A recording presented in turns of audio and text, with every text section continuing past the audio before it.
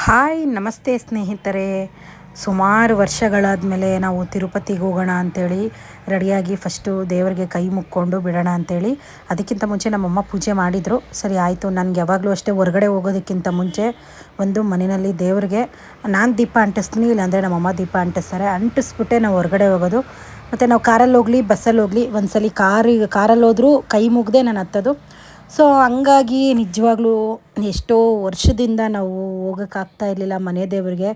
ನಿಜವಾಗ್ಲೂ ಈ ಸಲ ಆ ದೇವರೇ ನಮ್ಮ ಅಂದರೆ ಆ ಥರ ನಮ್ಮ ಬೇಡಿಕೆಗಳು ನೋಡೋಕ್ಕಾಗದೆ ನಾವು ಯಾವಾಗಲೂ ಅಷ್ಟೇ ಬೆಳಗ್ಗೆ ಎದ್ದೊಳ್ಳಿ ಸಾಯಂಕಾಲ ಮಲಗಲಿ ಕೂತ್ಕೊಳ್ಳಿ ನಿಂತ್ಕೊಳ್ಳಿ ಮನೆ ದೇವರು ಬರೋದಕ್ಕೆ ದಾರಿ ಮಾಡಿಕೊಡಪ್ಪ ಅಂತ ನಾನಂತೂ ಪ್ರತಿ ಸರಿ ಪೂಜೆ ಮಾಡಿದಾಗ ಅದನ್ನೇ ಕೇಳ್ಕೊತಾ ಇದ್ದಿದ್ದು. ನಿಜವಾಗ್ಲೂ ದೇವ್ರಿಗೆ ಬೇಜಾರಾಗೋಗ್ಬಿಟ್ಟಿದೆ, ಯಾಕಪ್ಪ ಇವ್ರು ಇಷ್ಟೊಂದು ಕೇಳ್ಕೊತಾರೆ ಅಂತ ದಾರಿ ಮಾಡಿಕೊಟ್ರು. ಆ್ಯಕ್ಚುಲಿ ಹೇಳಬೇಕಂತಂದರೆ ನಾನು ನಮ್ಮ ಅಣ್ಣಂಗೆ ಥ್ಯಾಂಕ್ಸ್ ಹೇಳಬೇಕು. ಸೀರಿಯಸ್ಸಾಗೆ ನಾನು ಇಷ್ಟು ಬೇಗ ತಿರುಪತಿಗೆ ಹೋಗ್ತೀವಿ ಅಂತ ನಾವು ಅಂದ್ಕೊಂಡಿರಲಿಲ್ಲ. ಪ್ಲ್ಯಾನ್ ಮಾಡಿದಾಗೆಲ್ಲ ಏನಾದರೂ ಒಂದು ಪ್ರಾಬ್ಲಮ್ ಆಗ್ತಾಯಿತ್ತು. ನಾನು ಸುಮಾರು ವ್ಲಾಗಲ್ಲಿ ಹೇಳಿದ್ದೀನಿ ನಿಮ್ಮೆಲ್ಲರಿಗೂನು.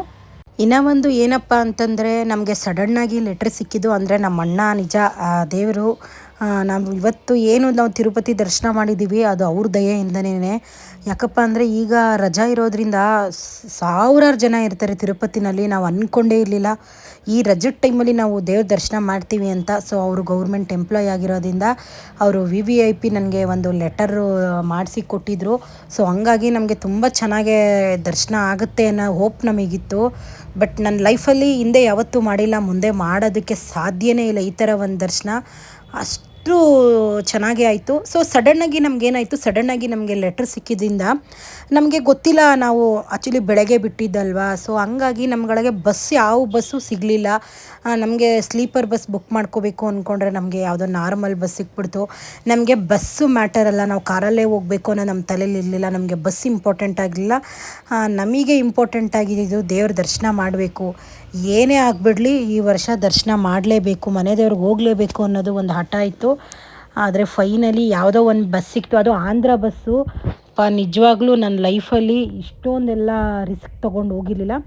ಅಂದರೆ ನಮಗೇನಂತಂದರೆ ಈಗ ನಾವು ಮಂತ್ರಾಲಯಗೆಲ್ಲ ಹೋಗ್ತೀವಿ, ಸ್ಲೀಪರ್ ಬಸ್ ಬುಕ್ ಮಾಡ್ಕೊಂಡು ಹೋಗ್ತೀವಿ, ಇಲ್ಲಾಂದರೆ ಕಾರಲ್ಲಿ ಹೋಗ್ತೀವಿ. ಸೊ ಇದು ನಮಗೇನೋ ಅಷ್ಟೊಂದು ಕಂಫರ್ಟಬಲ್ ಅನಿಸಿಲ್ಲ. ಕಂಫರ್ಟಬಲ್ ಅಂದರೆ ನಮಗೆ ಒಂದು ಸ್ವಲ್ಪ ಈಗ ಕುತ್ಕೊಳ್ಳೋದಕ್ಕಾಗಲಿ ತಲೆ ಹೊರ್ಕೊಳ್ಳೋದಕ್ಕಾಗಲಿ ಆ ಥರ ಎಲ್ಲ ಇರಲಿಲ್ಲ. ನಾರ್ಮಲ್ ಬಸ್ ಥರನೇ ಇತ್ತು, ಏನೂ ಮಾಡೋಕ್ಕಾಗಲ್ಲ ಅಂಥೇಳಿ ನಾವು ಆ ಬಸ್ಸಲ್ಲೇ ಹತ್ಕೊಂಡ್ವಿ. ಎಲ್ಲೋ ಒಂದು ಕಡೆ ಟಿಫನಿಗೆ ನಿಲ್ಲಿಸಿದ್ರು, ತುಂಬಾ ಹೊಟ್ಟೆ ಹಶ್ವಾಗಿ ಹೋಗ್ಬಿಟ್ಟಿತ್ತು. ಮತ್ತು ಆ ಕಡೆ ಎಲ್ಲ ಆಂಧ್ರ ಸೈಡೆಲ್ಲ ಆಲ್ಮೋಸ್ಟು ಟಿಫನ್ಗಳೆಲ್ಲ ತುಂಬ ಚೆನ್ನಾಗೇ ಇರುತ್ತೆ. ಅಂದರೆ ನಾನು ನಾರ್ಮಲಾಗಿ ಎಲ್ಲೇ ಔಟ್ಸೈಡ್ ಹೋದ್ರು ಒಂದು ಪೊಂಗಲ್ ತೊಗೋತೀನಿ, ಇಲ್ಲಾಂದರೆ ಇಡ್ಲಿ ತೊಗೋತೀನಿ. ನಾನು ನಾರ್ಮಲಾಗಿ ಪೂರಿ ದೋಸೆ ಇಂಥವೆಲ್ಲ ನನಗೆ ಜೀರ್ಣ ಆಗೋಲ್ಲ ಅಂಥೇಳಿ ಸೊ ನಾವು ತೊಗೊಂಡಿದ್ದೆ ಇಡ್ಲಿ ಚಟ್ನಿ ತೊಗೊಂಡ್ವಿ. ಇಡ್ಲಿ ಚಟ್ನಿ ಅಷ್ಟೇ. ನಾವು ಟಿಫನ್ ಮಾಡ್ಕೊಂಡೆಲ್ಲ ಫೈನಲಿ ತಿರುಪತಿಗೆ ಬಂದ್ವಿ. ತಿರುಪತಿ ಅಂದರೆ ಬೆಟ್ಟದ ಕೆಳಗಡೆ ಒಂದು ಸ್ವಲ್ಪ ಹೊತ್ತು ನಿಲ್ಲಿಸಿದ್ರು ರೈಲ್ವೆ ಸ್ಟೇಷನ್ ಹತ್ರ, ಅಲ್ಲಿ ಜನಗಳೆಲ್ಲ ಹತ್ಕೋತಾರೆ ಅಂಥೇಳಿ. ನಾವು ಡೈರೆಕ್ಟು ತಿರುಪತಿ ಮೇಲಕ್ಕೆ ಬಸ್ ಟಿಕೆಟ್ ತೊಗೊಂಡಿದ್ದು. ನಾನು ಅಲ್ಗೂ ನನಗೆ ನನಗೆ ಅದೇನಂತ ಗೊತ್ತಿಲ್ಲ, ಜರ್ನಿ ಮಾಡ್ಬೇಕಾದ್ರೆ ಸ್ವಲ್ಪ ಹೊಟ್ಟೆಶ್ವಾಗುತ್ತೆ. ಸೊ ನಮ್ಮಮ್ಮ ಹೋಗಿ ಪಾಪ ಜೋಳ ತೊಗೊಂಬಂದರು.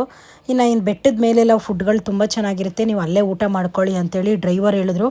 ಇಲ್ಲಾಂದರೆ ಒಂದು 10 ನಿಮಿಷ ಕೆಳಗೆ ಹೋಗಿ ಏನಾದರೂ ತಿನ್ನೋಣ ಅಂದ್ಕೊಂಡ್ವಿ. ಅವ್ರು ಹೇಳಿದ್ರು ಇಲ್ಲೆಲ್ಲ ಅಷ್ಟು ಚೆನ್ನಾಗಿರಲ್ಲ, ಮೇಲೆ ಹೋಗಿ ಊಟ ಮಾಡ್ಕೊಳ್ಳಿ ಅಂತಂದರು.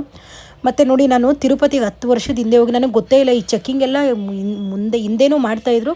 ಸೊ ನನಗೆ ಗೊತ್ತಿಲ್ಲ ಚೆಕ್ಕಿಂಗ್ ಮಾಡ್ತಾರೆ ಅಂತ. ಏನಕ್ಕೆ ಇಳಿದ್ಬಿಟ್ಟು ಹೋಗಿ ಅಂತಿದ್ರು ಅಂದರೆ ಆಮೇಲೆ ನನ್ನ ತಂಗಿ ಹೇಳಿದ್ಲು, ಇಲ್ಲ ಇಲ್ಲೆಲ್ಲ ಬ್ಯಾಗ್ ಚೆಕ್ ಮಾಡಿಸ್ಕೊಂಡು ಹೋಗಬೇಕು ಮತ್ತು ಬಾಡಿ ಫ್ರಿಸ್ಕಿಂಗ್ ಮಾಡಿಸ್ಕೊಂಡೇ ಹೋಗಬೇಕು ಅಂತ. ನಿಜ ನೋಡಿ, 10 ವರ್ಷದ ಹಿಂದೆ ಹೋಗಿದ್ದಾಗ ತಿರುಪತಿನೇ ಬೇರೆ ಥರ ಇತ್ತು. ಈ ಸಲ ಹೋದಾಗ ಅಂದರೆ ಎಲ್ಲ ಅದೇ ಥರ ಇದೆ ಬೆಟ್ಟದ ಮೇಲೆ, ಬಟ್ ಏನೇನೋ ರೂಲ್ಸ್ಗಳು ಆವಾಗೆಲ್ಲ ನಾವು ಇವಾಗ ಹೇಗೆ ಮಂತ್ರಾಲಯಕ್ಕೆ ಹೋಗ್ತೀವಿ ಆ ಥರ ನಾವು ತಿರುಪತಿಗೆ ಹೋಗ್ತಾಯಿದ್ವಿ 10 ವರ್ಷದಿಂದ. ಸೊ ಇವಾಗ ತುಂಬಾ ಅಂದರೆ ತುಂಬ ಕಷ್ಟ ತಿರುಪತಿಗೆ ಹೋಗಿ ದರ್ಶನ ಮಾಡ್ತೀವಿ. ಅಂದರೆ ಏನಪ್ಪ ಅಂತಂದರೆ ನಾವು ನಾರ್ಮಲ್ ದರ್ಶನಕ್ಕೆಲ್ಲ ಹೋದ್ವಿ ಅಂತಂದರೆ ಖಂಡಿತವಾಗ್ಲೂ ಕೂಡಾಕ್ಬಿಡ್ತಾರೆ ನಮ್ಮನ್ನು. ನಿಜ, ನಾವು 300 ರೂಪಾಯಿ ಟಿಕೆಟ್ ತೊಗೊಳೋದ್ರು ತುಂಬ ಕಷ್ಟ. ನಾನು ಅಂದ್ಕೊಂಡಿರೋ ಥರ ಅಲ್ಲಿ ಅಷ್ಟು ಈಸಿಯಾಗಿ ದರ್ಶನ ಮಾಡೋದು ಭಾಳನೇ ಕಷ್ಟ. ಬಟ್ ಕಷ್ಟನೋ ಸುಖನೋ ಗೊತ್ತಿಲ್ಲ, ಎಷ್ಟೊತ್ತಾದರೂ ಆಗಲಿ. ಈಗ ನಾವು ಬ್ರೇಕ್ VIP ದರ್ಶನ ತೊಗೊಂಡಿದ್ದೆವು. ಅಂದರೆ ಬೆಳಗ್ಗೆ 6 ಗಂಟೆಗೆ ನಮಗೆ ಕೊಟ್ಟಿದ್ದು. 6 ಗಂಟೆಗೆ ದರ್ಶನಕ್ಕೆ ಹೋದರೆ ಅಟ್ಲೀಸ್ಟ್ ನಿಮಗೆ 8 ಗಂಟೆ ಒಳಗಡೆ ದರ್ಶನ ಆಗುತ್ತೆ ಅಂತೇಳಿದರು. ನಮ್ಗೆ 2 ಅವರಲ್ಲ, ಅಟ್ಲೀಸ್ಟ್ ನಮ್ಗೊಂದು 5 ಅವರ್ ಕೂಡಾಕಿ ದರ್ಶನ ಮಾಡಿಸಿದ್ರು ನಮ್ಗೆ ಅದೇನು ದೊಡ್ಡದು ಅನ್ನಿಸ್ತಿರ್ಲಿಲ್ಲ. ಮೇಯ್ನು ನಮಗೆ ದರ್ಶನ ಮಾಡೋದು ಇಂಪಾರ್ಟೆಂಟ್ ಇತ್ತು. ಸೊ ನಾವು ಏನು ಲೆಟರ್ ತೊಗೊಂಡಿದ್ವಿ ಅದ್ರ ಕಡೆಯಿಂದನೇ ನಮಗೆ ಗೌರ್ಮೆಂಟ್ ರೂಮ್ ಕೂಡ ಸಿಕ್ಕಿತ್ತು. ಆ್ಯಕ್ಚುಲಿ ನಿಜವಾಗ್ಲೂ ಹೇಳ್ಬೇಕಂತಂದರೆ ನಾವು ಈ ಥರ ಒಂದು ದರ್ಶನ ಮಾಡ್ತೀವಿ, ಇಷ್ಟು ಫೆಸಿಲಿಟಿ ಇರುತ್ತೆ ಅಂತ ನನಗೆ ನಿಜವಾಗ್ಲೂ ಗೊತ್ತಿರಲಿಲ್ಲ. ಏನಕ್ಕಪ್ಪ ಇವಾಗ ಈಗಿನ ಕಾಲದಲ್ಲಿ ಗೌರ್ಮೆಂಟ್ ಎಂಪ್ಲಾಯ್ಗೆ ಹೆಣ್ಣು ಕೊಡಬೇಕು, ಗೌರ್ಮೆಂಟ್ ಎಂಪ್ಲಾಯ್ ಹಳಿಯ ಬರಬೇಕು ಅಂತೆಲ್ಲ ಹೇಳ್ತಾರೆ ಅಂದರೆ, ನಾನು ಫಸ್ಟ್ ಟೈಮು ಈ ಥರ ನನ್ನ ಲೈಫಲ್ಲಿ ಈ ಥರ VVIP ದರ್ಶನ ಮಾಡಿರೋದಾಗಲಿ, ಈ ಥರ ಹೋಗಿರೋದಂದರೆ ಫಸ್ಟ್ ಟೈಮು. ಆ್ಯಕ್ಚುಲಿ ನನಗೇನೋ ಒಂಥರ ತುಂಬ ಖುಷಿ ಆಯಿತು. ನನ್ನ ಫ್ರೆಂಡ್ ಕಡೆಯಿಂದ ಅವರ ಹಸ್ಬೆಂಡ್ ಇಷ್ಟೆಲ್ಲ ಹೆಲ್ಪ್ ಮಾಡಿದ್ರಲ್ಲ ನಾವು ದೇವ್ರ ದರ್ಶನ ಮಾಡೋದಕ್ಕೆ ಅಂತ ಸಿಕ್ಕಾಪಟ್ಟೆ ಖುಷಿ ಆಯಿತು. ಫೈನಲಿ ರೂಮ್ಗೆಲ್ಲ ಹೋಗಿ ರೆಸ್ಟ್ ಮಾಡಿ ಮತ್ತು ನಾವು ಮತ್ತೆ ಫ್ರೆಶ್ ಅಪ್ ಆಗಿ ಸ್ವಲ್ಪ ಶಾಪಿಂಗೆಲ್ಲ ಮಾಡ್ಕೊಂಬಿಡೋಣ. ಯಾಕಂದರೆ ಮಾರನೇ ದಿನ ಬೆಳಗ್ಗೆ 6 ಗಂಟೆಗೆ ದರ್ಶನ ಇತ್ತು. ಸೊ ಟೈಮ್ ವೇಸ್ಟ್ ಮಾಡೋದು ಬೇಡ. ಹಿಂದಿನ ದಿನ ನಾವು ಹೆಂಗೂ ಟೈಮ್ ಇತ್ತಲ್ಲ, ನಾವು 4 ಗಂಟೆಗೆಲ್ಲ ತಿರುಪತಿಗೆ ಹೋದ್ವಲ್ಲ. ನಾನು ಶಾಪಿಂಗೆಲ್ಲ ಮಾಡೋದೆಲ್ಲ ಏನೂ ಇರಲಿಲ್ಲ. ನನಗೊಂದು ತುಂಬ ಆಸೆ ಇತ್ತು, ನಾವು ಏನಾದರೂ ತಿರುಪತಿಗೆ ಮನೆ ದೇವ್ರಿಗೆ ಹೋದಾಗ ಅಲ್ಲಿಂದ ನಾನು ವೆಂಕಟರಮಣ ಸ್ವಾಮಿ ಫೋಟೋ ತರಬೇಕು ಅನ್ನೋದು ನಂಗೆ ಭಾಳ ಅಂದರೆ ಭಾಳ ಆಸೆ ಇತ್ತು. ಸೊ ನೋಡೋಣ ಯಾವಾಗ ತೊಗೊಂಬರೋಕ್ಕಾಗತ್ತೆ ಅವಾಗ ತರೋಣ ಅಂತ ಅನ್ಕೋತಿದ್ದೆ. ಈಗ ನಾವಿರೋ ಹೊಸ್ದಾಗಿ ಮನೆಗೆ ಬಂದಾಗ ಆವಾಗ ಅಷ್ಟರಲ್ಲಿ ನಾವು ತಿರುಪತಿಗೆ ಹೋಗೋಕ್ಕಾಗಿರಲಿಲ್ಲ ಅಂತ ಯಶವಂತಪುರದಲ್ಲಿ ಫೋಟೋ ತೊಗೊಂಡು ಬಂದಿದ್ದೆ. ಸೊ ತಿರುಪತಿಯಿಂದ ತರಲೇಬೇಕು ನಾನು ಎಷ್ಟು ಕಷ್ಟಪಟ್ಟಿದ್ದೀನಿ ಅಂದರೆ ಆ ಫೋಟೋ ತರೋದಕ್ಕೆ. ನನ್ನ ಮಗಳಾಗಲಿ, ನನ್ನ ತಂಗಿ ಮಗ ಆಗಲಿ, ನಮ್ಮಮ್ಮ ಆಗಲಿ ಎಲ್ಲ ತುಂಬ ಆಡ್ಕೊಂಡಿದ್ದಾರೆ.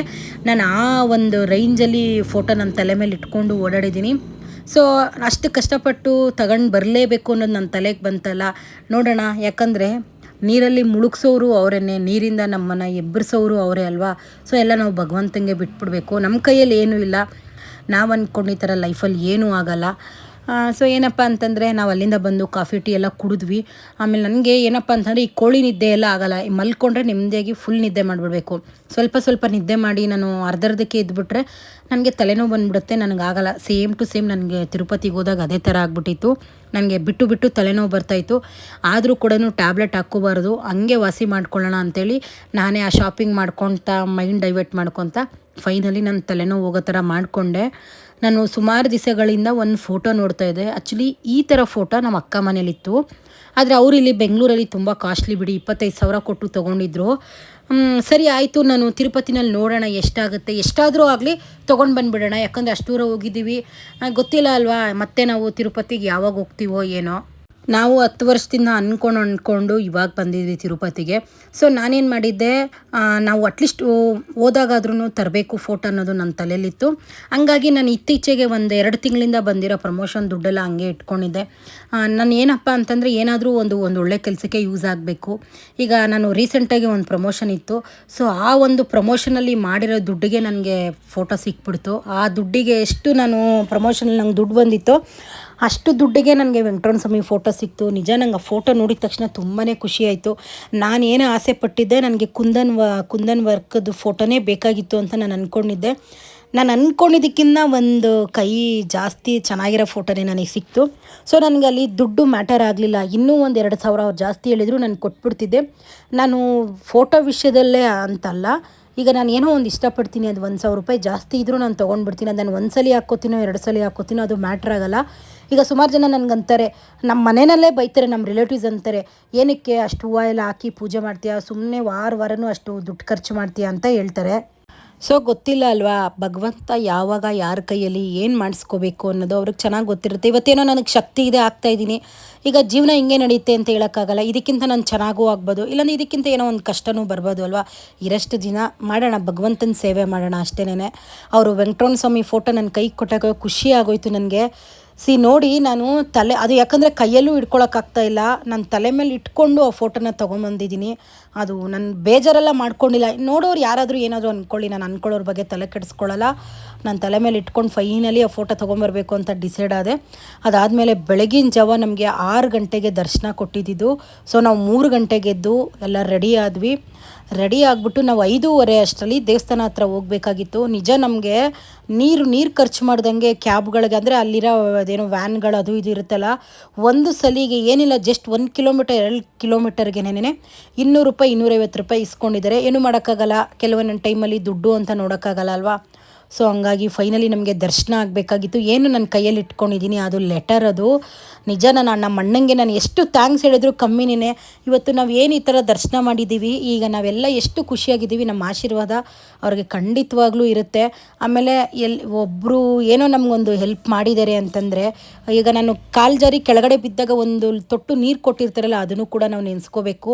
ಅಂಥದ್ರಲ್ಲಿ ಅವ್ರ ದಯೆಯಿಂದ ನಾವು ಇವತ್ತು ದೇವ್ರ ದರ್ಶನ ಮಾಡಿದ್ದೀವಿ ಅಂತಂದರೆ ಅದು ಅವ್ರ ದಯೆಯಿಂದನೇ. ಅದು ಇಷ್ಟು ಒಳ್ಳೆ ದರ್ಶನ ಮಾಡಿದ್ದೀವಿ ಅಂತಂದರೆ ನಾನು ಇವಾಗೂ ಅನ್ಕೋತೀನಿ, ನಿಜವಾಗ್ಲೂ ನಾವು ಇಷ್ಟು ಚೆನ್ನಾಗಿ ದರ್ಶನ ಮಾಡಿದ್ವಾ ಯಪ್ಪ ಅನ್ನೋ ಥರ ನನ್ನ ತಲೆಯಲ್ಲಿ ಓಡ್ತಾ ಇದೆ.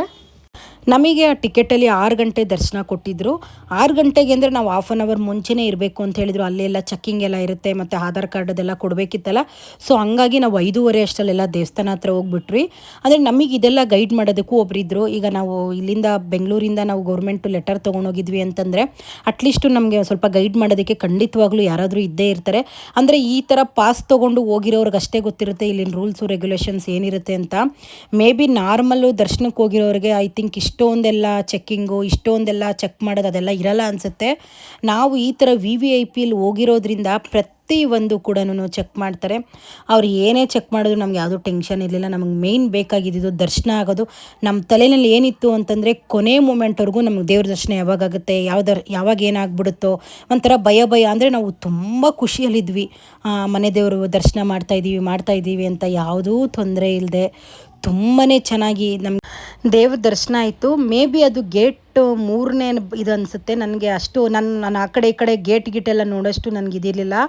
ಬಾಗಿಲೆಲ್ಲ ನೋಡ್ಕೊಳಕ್ಕಾಗಲಿಲ್ಲ. ನನಗೆ ಏನಂತಂದರೆ ಆ ದೇವ್ರನ್ನ ನೋಡ್ತಿದ್ದಂಗೆ ನನಗೆ ಏನೋ ಒಂಥರ ಆಟೋಮೆಟಿಕ್ಕಾಗಿ ಮುಖದಲ್ಲಿ ಮೈಯಲ್ಲೆಲ್ಲ ಸೆಕೆ ಬಂದುಬಿಡ್ತು. ಇಷ್ಟು ವರ್ಷ ಆದಮೇಲೆ ಹೆಂಗೋ ದೇವ್ರ ದರ್ಶನ ಮಾಡಿದ್ವಿ ಅಂತ. ನನಗೆ ಕೊನೆ ಮೂಮೆಂಟ್ವರೆಗೂ ದೇವ್ರನ್ನ ಅದೇ ಕೇಳ್ಕೊತಿದ್ದೆ, ಅಪ್ಪ ತಂದೆ ಏನೂ ಪ್ರಾಬ್ಲಮ್ ಆಗದೆ ಇರೋಂಗೆ ಮಾಡಪ್ಪ, ಏನೂ ಪ್ರಾಬ್ಲಮ್ ಆಗದೆ ಇರೋಂಗೆ ಮಾಡಪ್ಪ, ದೇವ್ರ ದರ್ಶನ ಮಾಡೋವರೆಗೂ ಅಂತಲೇ ಕೇಳ್ಕೊತಾ ಇದ್ದೆ. ದೇವ್ರ ದರ್ಶನ ಎಲ್ಲ ಮಾಡಿ ಆ ಲೆಟರಲ್ಲೇ ನಮ್ಗೆ 5 ಲಡ್ಡು ಕೊಟ್ಟಿದ್ದರು. ಸೊ ನನಗೆ ಇಷ್ಟು ವರ್ಷ ಆದಮೇಲೆ ಹೋಗ್ತಿದ್ದೀನಿ, ನನಗೂ ತುಂಬ ಜನ ಇದ್ದಾರೆ ಅಲ್ವಾ ಪ್ರಸಾದ ಕೊಡೋದಕ್ಕೆ. ಅದಕ್ಕೆ ನಾನೇನು ಮಾಡಿದೆ, ಅವರು ಕೊಟ್ಟಿದ್ದು ಲಡ್ಡು ಬಿಟ್ಟು ನಾನು 40 ಲಡ್ಡು ತೊಗೊಂಡಿದ್ದೆ. ತುಂಬ ನಮ್ಮ ಅಪಾರ್ಟ್ಮೆಂಟಲ್ಲಿರೋರ್ಗೂ ಕೊಡಬೇಕಿತ್ತು ಮತ್ತು ನಂಗೆ ಗೊತ್ತಿರೋವ್ರ ಜನಗಳಿಗೆಲ್ಲ ಕೊಡಬೇಕಾಗಿತ್ತು ಅಂತ. ಫೈನಲಿ ದರ್ಶನ ಎಲ್ಲ ಮಾಡಿಸ್ಕೊಂಡು ಶಾಪಿಂಗ್ ಎಲ್ಲ ಮುಗಿಸ್ಕೊಂಡು ರೂಮಿಗೆ ಬಂದು ಮತ್ತೆ ಫ್ರೆಶ್ ಅಪ್ ಆದ್ವಿ. ಯಾಕಂದರೆ ನಾವು ರೂಮ್ ಎದುರುಗಡೆ ಒಂದು ಹೋಟೆಲ್ ಇತ್ತು. ಅವ್ರು ಹೇಳಿದರು, ಮೇಡಮ್ ನೀವು ಇಲ್ಲೇ ಊಟ ಮಾಡ್ಕೊಳ್ಳಿ, ರೀಸನಬಲ್ ಪ್ರೈಸು ಮತ್ತು ತುಂಬಾ ಚೆನ್ನಾಗಿತ್ತು ಟೇಸ್ಟು. ಯಾಕಂದರೆ ನಾವು 2 ದಿನ ಅಲ್ಲಿ ಉಳ್ಕೊಂಡಿದ್ವಿ. ನಾವು 2 ದಿನ ಕೂಡ ಅಲ್ಲೇ ಊಟ ಟಿಫನು ಎಲ್ಲ ಮಾಡ್ಕೊಂಡಿದ್ದು. ಅಂದರೆ ಏನು ನಮ್ಮ ಆಂಧ್ರ ಸ್ಟೈಲು ಫುಡ್ ಇರುತ್ತೆ ಅದೇ ಥರನೇ ಇತ್ತು. ಈಗ ನಮ್ಮ ಮನೇಲೆಲ್ಲ ಮಾಡಿದಾಗ ಯಾವ ಥರ ಇರುತ್ತೆ ಅದೇ ಟೇಸ್ಟ್ ಇತ್ತು. ಆ್ಯಕ್ಚುಲಿ ಏನಪ್ಪ ಅಂತಂದರೆ ಆಂಧ್ರದಲ್ಲಿ ಊಟ ತುಂಬಾ ಚೆನ್ನಾಗಿರುತ್ತೆ. ನಾವು ರೋಡ್ ಮೇಲೆ ಇಡ್ಲಿ ತೊಗೊಂಡು ತಿಂದ್ಬಿಟ್ರು ಕೂಡ ಅದಕ್ಕೆ ಕೊಡೋ ಚಟ್ನಿ ಅಮೃತ ಥರ ಇರುತ್ತೆ. ಆ ಕಡೆ ಸಾಂಬಾರುಗಳು ಅಷ್ಟೇ ತುಂಬ ಚೆನ್ನಾಗಿರುತ್ತೆ. ಅನ್ಲಿಮಿಟೆಡ್ ಊಟ ತೊಗೊಂಡ್ವಿ. ಯಾಕಂದರೆ ನಾವು ರಿಟರ್ನ್ ಬೆಂಗಳೂರಿಗೆ ಬರೋದಿತ್ತಲ್ವ, ಮತ್ತು ಇನ್ನು ಬಸ್ ಅಲ್ಲಿ ಇಲ್ಲಿ ನಿಲ್ಲಿಸಿದಾಗ ತಿನ್ನೋದಕ್ಕಾಗಲ್ಲ. ಇದೇ ಊಟನೇ ತುಂಬ ಚೆನ್ನಾಗಿದೆ ಅಲ್ವಾ ಅಂತೇಳ್ಬಿಟ್ಟು ನಾವೇನು ಮಾಡಿದ್ರಿ, ಎಲ್ಲರೂ ಊಟ ತೊಗೊಂಡ್ಬಿಟ್ವಿ 5 ಜನ ಕೂಡ. ಅಂದರೆ ಇವಾಗ ನಮಗೆ ಸ್ವಲ್ಪ ರೈಸೇ ಕೊಡ್ತಾರೆ ಅಂತಲ್ಲ, ಮತ್ತೆ ಇನ್ನೂ ಒಂದು ಸ್ವಲ್ಪ ರೈಸ್ ಕೊಡೋ ಥರ ಆಪ್ಷನ್ ಇತ್ತು ಇಲ್ಲಿ. ಸೊ ಹಂಗಾಗಿ ಹೊಟ್ಟೆ ತುಂಬ ಇಲ್ಲೇ ಊಟ ಮಾಡಿಕೊಂಡು ಬಿಡೋಣ, ಅಲ್ಲಿ ಇಲ್ಲಿ ಏನೂ ತಿನ್ನೋದು ಬೇಡ ಅಂದ್ಕೊಂಡು ಊಟ ಎಲ್ಲ ಮಾಡ್ಕೊಂಡ್ವಿ. ನಾನು ಸಾಮಾನ್ಯವಾಗಿ ಯಾವುದಾದ್ರೂ ದೇವಸ್ಥಾನಗಳಿಗೆ ಹೋದರೆ ಅಲ್ಲಿಂದ ಅದು ಇದು ಶಾಪಿಂಗ್ ಮಾಡೋದು ಅದನ್ನೆಲ್ಲ ಏನು ಮಾಡೋದಕ್ಕೆ ಹೋಗಲ್ಲ. ಇಲ್ಲಿ ನಮ್ಮ ಬೆಂಗಳೂರಲ್ಲಿ ಸಿಗದಿರೋದು ಅಲ್ಲಿ ಸಿಗುತ್ತಾ ಅನ್ನೋ ಥರ ನಾನು ಯೋಚನೆ ಮಾಡಿಬಿಡ್ತೀನಿ. ನಾನು ಯಾವತ್ತೂ ತರಲ್ಲ. ಅಪ್ಪಿತಪ್ಪಿ ಏನಾದರೂ ಇಷ್ಟ ಆಯಿತು ಅಂದರೆ ಬಳೆಗಿಳೆ ಏನಾದರೂ ತೊಗೋತೀನಿ, ಅದು ಬಿಟ್ಟರೆ ಬೇರೆ ಅದು ಇದು ತೊಗೊಳ್ಳಲ್ಲ. ನನ್ನ ತಂಗಿ ಮಗನಿಗೆ ಮಾತ್ರ ಅಲ್ಲೊಂದು ಸ್ಕೂಟ್ರ್ ಇಷ್ಟ ಆಯಿತು, ಅದು ಒಂದೇ ಒಂದು ಮಾತ್ರ ತೊಗೊಂಡೆ. ಅದು ಬಿಟ್ಟು ನಮಗೋಸ್ಕರ ಅಂತ ನಾವೇನು ಶಾಪಿಂಗ್ ಮಾಡಲಿಲ್ಲ. ನಾವು ಕಾರಲ್ಲಿ ಹೋಗಿದ್ರೆ ಮೇ ಬಿ ಏನಾದರೂ ತೊಗೊಳ್ತಿದ್ವೇನೋ. ನಾವು ಬಸ್ಸಲ್ಲಿ ಹೋಗಿದ್ದರಿಂದ ನಮಗೆ ಪ್ಲಾನೇ ಇರಲಿಲ್ಲ. ಸಡನ್ನಾಗಿ ನಮಗೆ ಲೆಟ್ರ್ ಸಿಕ್ಕಿದ್ದು, ಇನ್ನೊಂದು 2 ದಿನ ಇದೆ ನನಗೆ ಸಿಕ್ಕಿದ್ದು. ಸೊ ಹಂಗಾಗಿ ನಾವು ಸಡನ್ನಾಗಿ ಹೋದ್ವಿ ಅಲ್ವಾ, ನಾವೇನು ಪ್ಲ್ಯಾನ್ ಮಾಡ್ಕೊಂಡು ಹೋಗಿರಲಿಲ್ಲ. ನಾನು ಎಷ್ಟು ಕಷ್ಟಪಟ್ಟಿದ್ದೀನಿ ಅಂತಂದರೆ ನಿಜವಾಗ್ಲೂ ಈ ಒಂದು ಫೋಟೋ ಹಿಡ್ಕೊಂಬರೋದಕ್ಕೆ. ಈಗ ಭಯ ಅಲ್ವಾ, ಅದು ಗ್ಲಾಸ್ ಇರುತ್ತೆ, ಅದು ಒಡೆದೋಗ್ಬಿಟ್ರೆ ಒಂದು ಅಪಶಕುನ, ಏನಾದರೂ ಒಂದು ಚೂರು ಸೀಳ್ಬಿಟ್ಬಿಟ್ರೆ ಅದೊಂದು ಅಪಶಕುನ. ತುಂಬ ಭಯಪಟ್ಟು ನನ್ನ ಲೈಫಲ್ಲಿ ಎಷ್ಟು ಭಯಪಟ್ಟೆ ಅಂದರೆ, ನನಗೇನೋ ಗಾಯ ಆಗಿಬಿಡುತ್ತೆ ಈಗ ಜೋರಾಗಿ ಹೋಗ್ಬಿಟ್ರೆ ಅನ್ನೋದು ನಾನು ಯೋಚನೆ ಮಾಡಲ್ಲ. ಯಾವುದೇ ಆಗಲಿ ಬಿಡು, ಮನುಷ್ಯ ಅಂದಮೇಲೆ ಎಲ್ಲನೂ ಆಗುತ್ತೆ ಅನ್ಕೋತೀನಿ. ಆದರೆ ಈ ಫೋಟೋನ ಒಂದು ಮಗು ಥರ ಕಾಪಾಡಿಕೊಂಡು ತೊಗೊಂಬಂದಿದ್ದೀನಿ. ಎಲ್ಲಿ ನಿಲ್ಲಿಸಿದ್ರು ಕೂಡ ನಾನು ಫಸ್ಟು ಡ್ರೈವರ್ನ ಕೇಳ್ತಿದ್ದೆ, ಸರ್ ಫೋಟೋಗೇನೂ ಆಗಿರಲ್ಲ ಅಲ್ವಾ?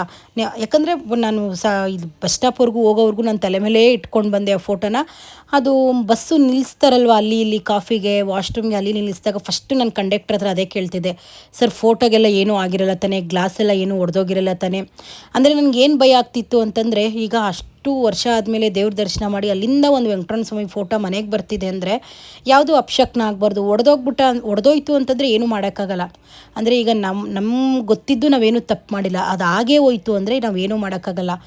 ಅದು ದೇವ್ರ ಇಚ್ಛೆ. ಆದರೂ ಕೂಡ ನಮಗೊಂದು ಭಯ ಅನ್ನೋದಿರುತ್ತಲ್ಲ, ಅಯ್ಯೋ ಏನೋ ಆಗ್ಬಿಡುತ್ತಾ ಅನ್ನೋದು ಮನುಷ್ಯನ ತಲೆಯಲ್ಲಿ ಹೋಗಿ ಭಯ ಕುತ್ಕೊಂಡ್ಬಿಡುತ್ತೆ. ನಿಜವಾಗ್ಲೂ ಹೇಳಬೇಕು ಅಂದರೆ ನಾವು ಅಲ್ಲಿರೋ ಆಟೋಗಳಿಗೆ, ಕ್ಯಾಬ್ಗಳಿಗೆ ಎಷ್ಟು ಖರ್ಚು ಮಾಡಿದ್ದೀವಿ ಅಂದರೆ, ನಾವು ಆರಾಮಾಗಿ ಪೆಟ್ರೋಲ್ ಹಾಕಿಸ್ಕೊಂಡು ತಿರುಪತಿಗೆ ಹೋಗ್ಬಿಟ್ಟು ಬಂದುಬಿಡ್ಬೋದಾಗಿತ್ತು.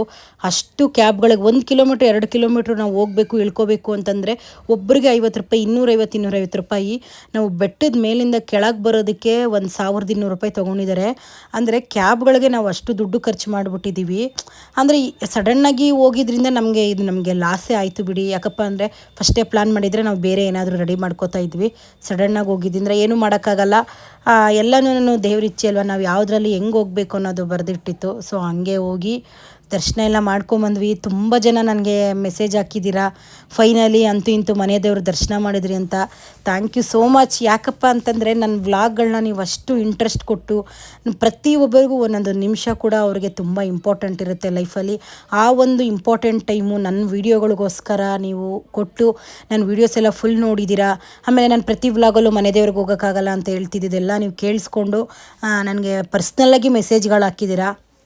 Thank you so much. ನಿಮಗೆಲ್ಲ ಈ ವಿಡಿಯೋ ಇಷ್ಟ ಆಗುತ್ತೆ ಅನ್ಕೋತೀನಿ. ಇಷ್ಟ ಆದರೆ ಸಪೋರ್ಟ್ ಮಾಡಿ. Thank you. Love you all.